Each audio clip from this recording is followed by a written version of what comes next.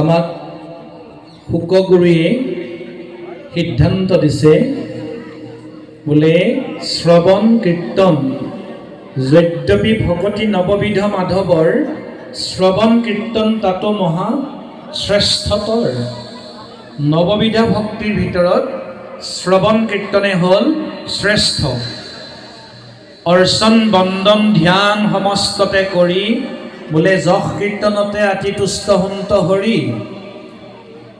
যশ কীৰ্তন ভগৱন্তৰ গুণানুকীৰ্তন কৰিলে ভগৱন্ত সন্তুষ্ট হয়।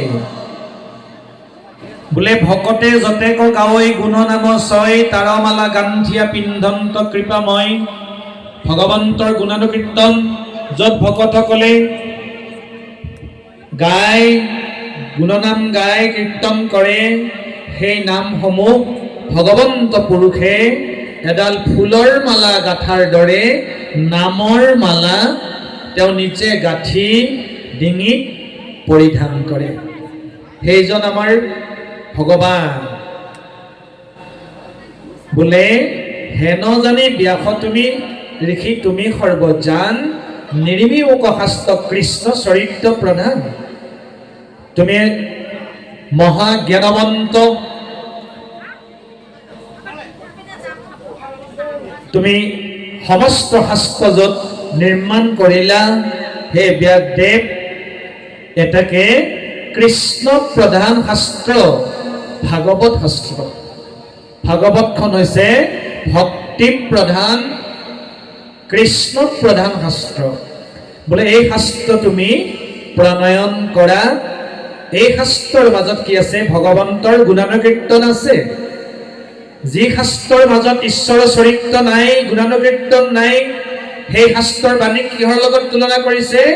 উচ্ছিষ্ট গৰ্তটো কৰি শিশি অপবিত্ৰ। উচ্ছিষ্ট গৰ্ত আমি জানো, উচ্ছিষ্ট গৰ্তৰ কোনে কামনা কৰে?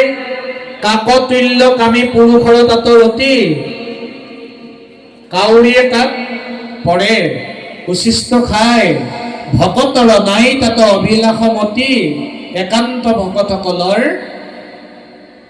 উচ্ছিষ্টৰ কাৰণে মতি নাই।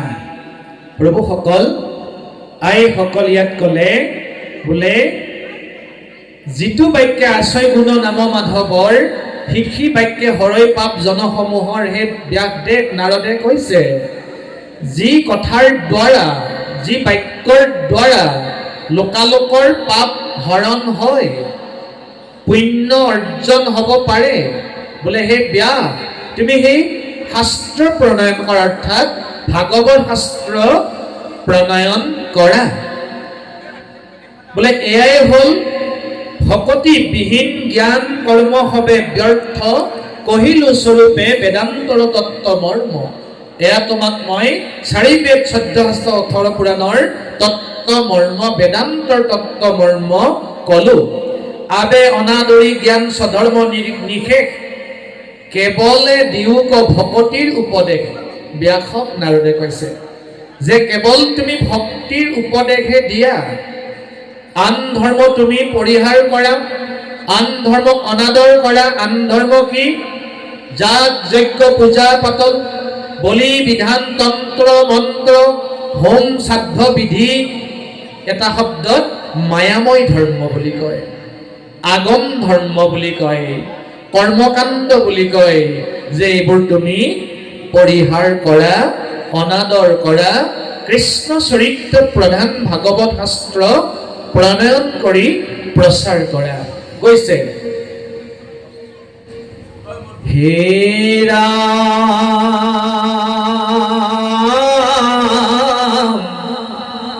ভকতি শিকৰৈ সংসাৰৰ দুখ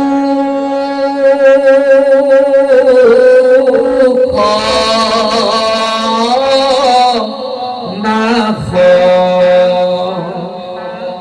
ভকতিৰ প্ৰভাৱ শুনি উৰি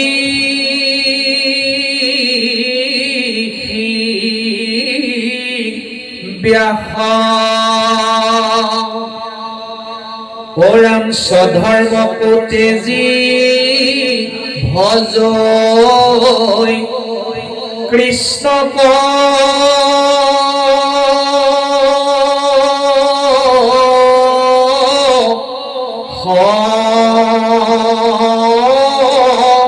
প্ৰতি তাৰু প্ৰেম পূৰ্ণ যেবে নভইল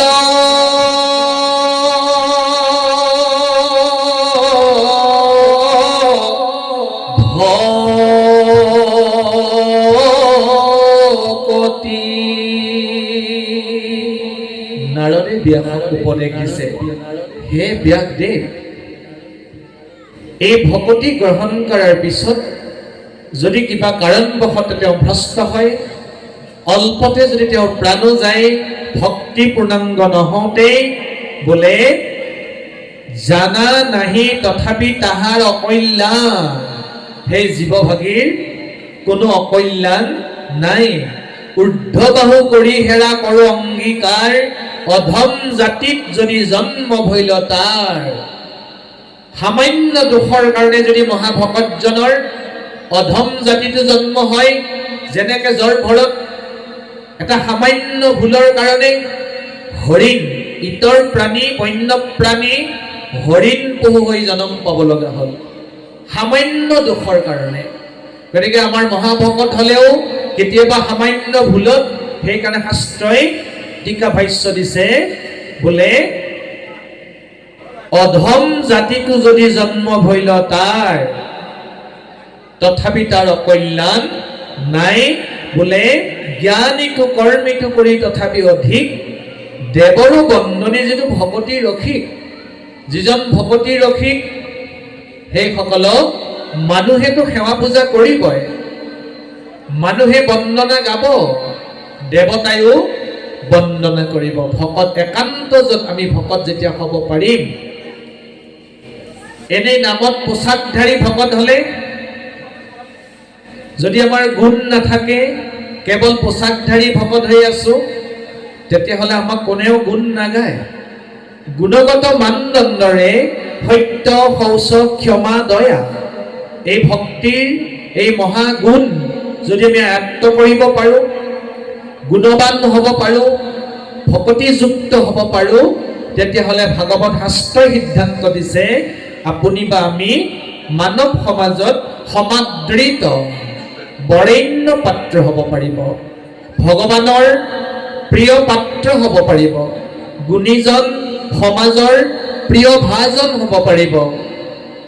গুণ নাথাকিলে সমাজৰ কেতিয়াও প্ৰিয় পাত্ৰ হ'ব বা সমাজৰ সমাদৃত কেতিয়াও হ'ব নোৱাৰে।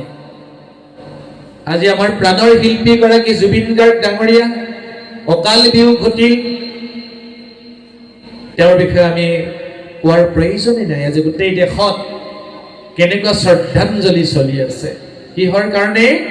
গুণগত মানদণ্ডৰ ভিত্তিত তেওঁৰ সৃষ্টিশীল সেই গুণৰাজিৰ কাৰণে। আৰু আটাইতকৈ ডাঙৰ গুণ আছিল তেখেতৰ পৰোপকাৰ। আমি এজন ভকতে য'ত ইমান পৰোপকাৰী হ'ব পৰা নাই, জুবিন গাৰ্গ ডাঙৰীয়া আমাক দেখুৱাই থৈ গ'ল ব্যক্তি কেনেকুৱা পৰোপকাৰী হ'ব লাগে। এইটো ভাগৱতে কৈছে পৰোপকাৰায়। পৰোপকাৰী হলেহে আমি আনক উপকাৰ কৰিব পৰা এটা মন, আমাৰ মানসিকতা থাকিলেহে আমি ভক্তি কৰিব পাৰিম। স্বাৰ্থপৰ ব্যক্তিজনে, আত্মকেন্দ্ৰিক ব্যক্তিগৰাকীয়ে, ভোগবাদী ব্যক্তিগৰাকীয়ে কেতিয়াও ভক্তি কৰিব নোৱাৰে। আমাক সাধু সংগ লাগিব, সৎসংগ, সাধু সংগ, সদ্ভাৱনা, সদ্ভাৱনা লাগিব। অনবৰতে আমাৰ ভাৱনাটো এক যোগাত্মক, এক ইতিবাচক, এক ধনাত্মক ভাৱনাই আমাৰ মন মগজু দখল কৰি থাকিব লাগিব। যাৰ মন মগজুত অনবৰতে বিয়োগাত্মক চিন্তা থাকে, যাৰ মন মগজুত অনবৰতে ঋণাত্মক চিন্তাই কাম কৰি থাকে, বিয়োগাত্মক চিন্তাই কাম কৰি থাকে, তেওঁ কেতিয়াও আত্মিক উৎকৰ্ষ সাধন কৰিব নোৱাৰে। ভাগৱতে আমাক অনবৰতে সদ্ভাৱনা, আমি কাৰোবাক উপকাৰ কৰিব নোৱাৰিলেও মহামানৱ মহাত্মা গান্ধীয়ে কৈ গৈছে যাতে আমি আমাৰ জীৱনত কাকো অপকাৰ আমি নকৰোঁ। ভাগৱতে তাকেই কৈছে, যিমান পাৰি আমি পৰোপকাৰ উপকাৰ কৰি যাব লাগে। তাত আমাৰ ভক্তি সিজিব, তাত সদ্গুণ বাঢ়িব, তাত সমাদৰ বাঢ়িব, তাতেই ভকতি থাকিব। হে ৰাম